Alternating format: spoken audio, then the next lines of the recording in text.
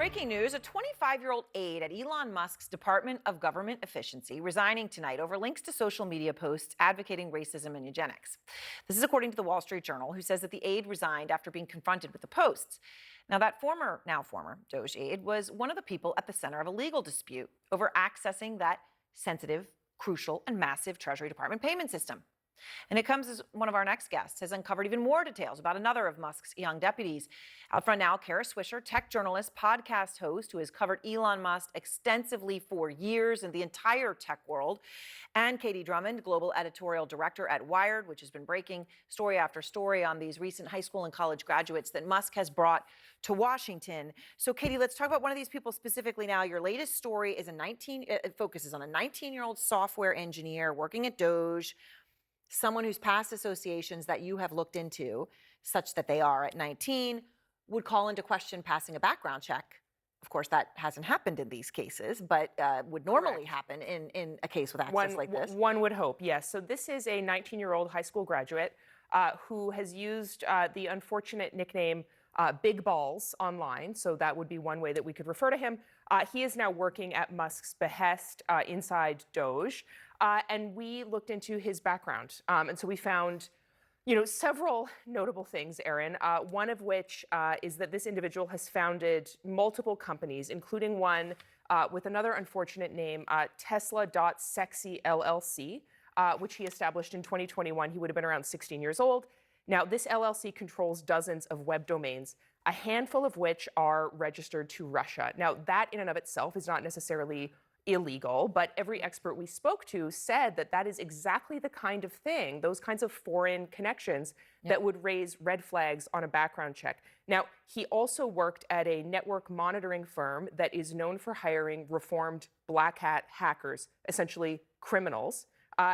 And lastly, we uncovered Telegram messages that we've linked to this individual in which that Telegram user is soliciting a cyber attack for hire. So actually looking for someone to perform a cyber attack at their behest. And Telegram, of course, is heavily used in Russia. I mean, it's a definitional social media platform there. Of course. So, Kara, you hear this, and you have known Elon Musk for years. So now you look at these young men who are now in data and in the private information about maybe hundreds of millions of American citizens as young as 19, the big balls here that Katie's talking about. Most of them are in their early 20s. There's an exception I'm going to get to in a minute. I'm curious, though, Kara, how well does even Musk know these young men, do you think? I have no idea. I think there is no vetting whatsoever, as you can see, that's taken place. It took Katie and the really great team. Wired has done an astonishing job here. I could make a joke that's probably why he was hired for all this ridiculous nonsense and other nefarious things. But, there's an expression in technology that's it's a feature, not a bug. This is what they do. They are careless. I don't believe any bit of them when they say they vetted these people. And they're people that will listen to whatever Elon says and do whatever he wants and thinks it's a ball to do this and very funny. And so they're willing to do things, say, adults wouldn't be willing to do or cross lines that they wouldn't be. He wants these malleable young men in particular in order to do this. And they think it's fun, and it probably is for them, being able to hang out with Elon Musk and take down government agencies for them. And the arrogance is massive and the ignorance is even bigger. It is truly incredible. And I want to ask you about that employee, Katie, because, we've learned about that standoff between a career Treasury official and a top Doge person who is at Treasury. Now, this particular top Doge person is not a recent college graduate. This person was a tech executive, so has a long career. But this person, the Doge guy, wanted all U.S. aid payments immediately cut off, right? That was the goal of the meeting. Career official says that could be illegal, can't do it. Doge says, no, you could face legal risks if you don't do what I tell you to do. How direct are the threats from these Doge workers to federal employees who are currently the ones in charge of these crucial systems? Right. Well, I think that is a perfect example of exactly what's going on as far as we can tell inside, every federal agency that we are keeping tabs on. And I think points to exactly what Kara was just saying, this sort of this lawlessness, this carelessness with which all of this work is being done. It really feels as though within Doge and sort of among these operatives, right, Mhm. There appears to be absolutely no consideration for the letter of the law or for policy or best practices within the federal apparatus. Right. However, of course, legal recourse is being dangled as a threat and weaponized Yeah. to federal officials who are just really trying to sort of keep things afloat. Kara, can I ask Mhm. you just something staring us in the Sure. face? But okay, Mhm. I understand that the chief of staff for Doge is a woman, and I don't know everything about She's the every wife. employee She's there. the wife of a long time. Yeah, Okay, she's a.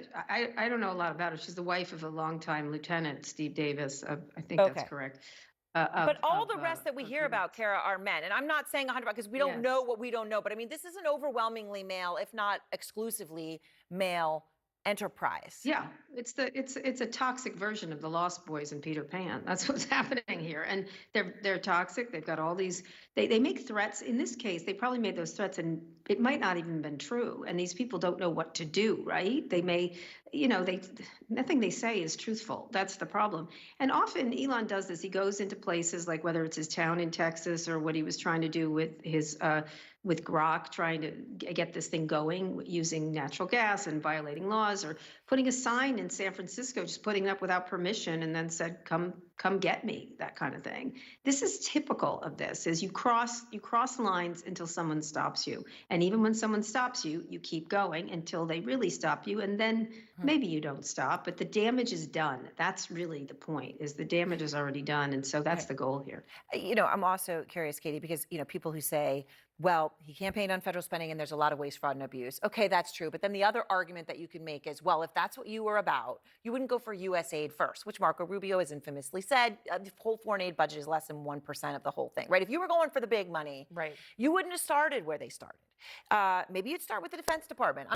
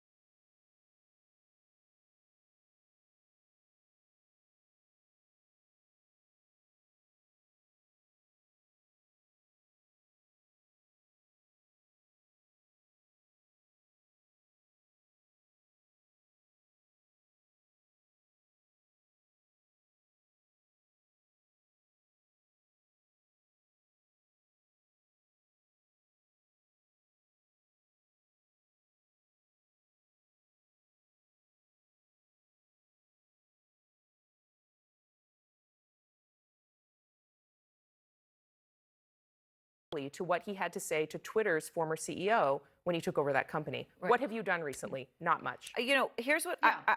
Kara, go ahead.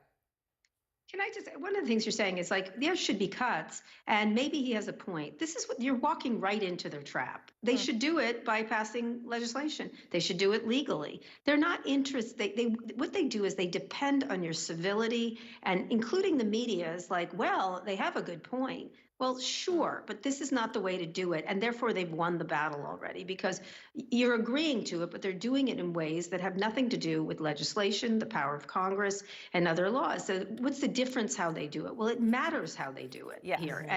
And that's why they're running over you, because nobody's stopping them and saying, this is just nonsense. And let me just say, the last thing is they distract with other things, whether it's DEI with plane crashes, everything else. Well, they're doing that. So over here, they're doing the actual thing, which is the actual destruction that you can't take back. Well, I mean, it is true. Once something happens, sometimes you don't realize what's lost until it's gone. And I know that's maybe a generic euphemism, but has truth in it. Kara, can I ask you though, because you've known Elon for so long, when I look at his feed, first of all, you can't avoid it, right? The algorithm, it feeds it right at the top. So even if he's not posting as Yeah. often as it may seem, it looks like he is. But if I go in and I look, the guy is posting all the time. I don't know how any Yeah. human being, I don't care how genius you are, can be posting at the hours of the day that he's posting and being all the places he's physically is. People do have to have some sort of sleep. So how is Elon doing this as far as you understand it? I don't know. There's been reporting about some things he does. I don't know. I don't know how he does it. He's manic. He's a manic person, as anybody who knows. He's up all night. I have no idea what he's doing physically to himself or what he does.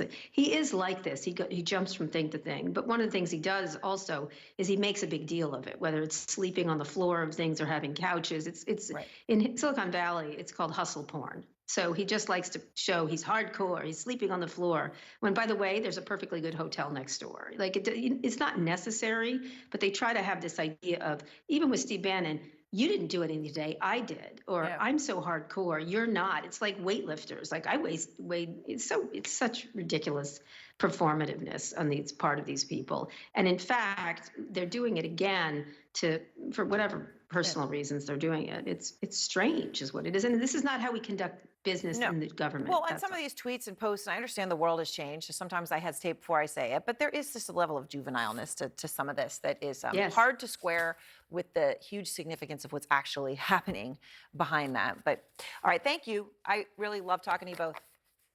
Thank Great you. job, Katie. Great Thank job. you.